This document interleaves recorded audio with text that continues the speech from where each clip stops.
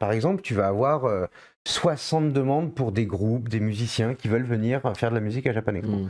Et à un moment donné, tu as envie de dire oui à tout le monde.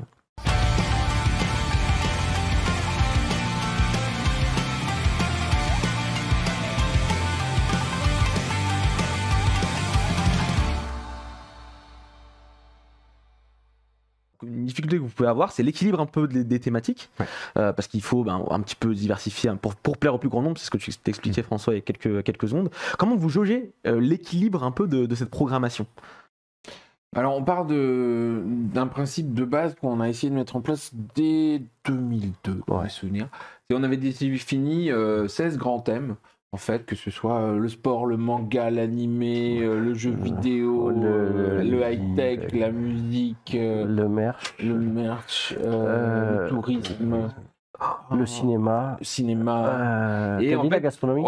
Quand on a commencé, on avait beaucoup de mangas, beaucoup d'animation, enfin surtout beaucoup d'animation au début, du jeu vidéo, et la culture tradie. Et la culture tradie, et la gastronomie, etc. Et donc du coup, le but, ça serait d'arriver à faire en sorte que tout le monde ait à peu près la même ampleur, en fait. Et c'est plus facile d'avoir plein de mangas et plein d'animés, parce que c'est un marché qui est plus ancien et qui marche bien. Mais aujourd'hui, effectivement, on va investir pour pousser la musique, on va investir pour pousser le tourisme.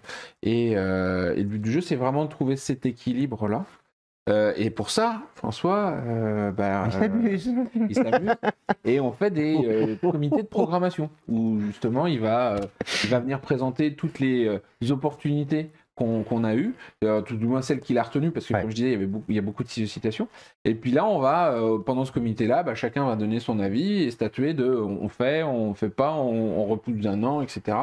Et à ce moment-là, justement, on essaye de typer en disant bon, ça va plutôt être du traditionnel, on en a pas, on prend alors. Ça, c'est encore ce type d'arts martiaux, on a déjà, on met de côté, on verra plus tard. C'est un peu la difficulté, si je veux dire, c'est qu'à un moment donné, tu vas te retrouver avec une thématique qui va être hyper présente. Par exemple, tu vas avoir 60 demandes pour des groupes, des musiciens qui veulent venir faire de la musique à Japan Expo.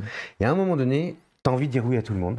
Parce que clairement, tu as envie que tout le monde vienne s'éclater et présenter ce qu'il a envie de présenter aussi. Parce que il faut voir que le but de Japan Expo, c'est aussi de permettre aux petits artistes ou aux plus petites associations d'avoir un théâtre d'expression.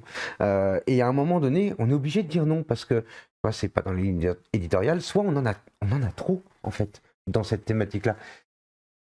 Tu te souviens pas de ça, mais moi je me souviens d'une année, parce que j'ai vu passer le truc sur Welcome to Japan. Là. Il y a une année où on avait 120 demandes de groupes d'idoles pour venir à Japan Expo. C'était infini. Et du coup, c'est cette année-là qu'on a mis en place, avec notre partenaire au Japon, un concours au Japon qui s'appelait, parce que je sais pas si on va revoir le jour avec la crise, c'est compliqué. qui s'appelait Tokyo Candle en fait, et donc les groupes au Japon étaient soumis au vote du public japonais, et c'est justement un moyen pour nous, parce qu'il y avait genre 80 groupes qui participaient à ça, et à la fin il y en avait un qui gagnait le droit de venir à Japan Expo.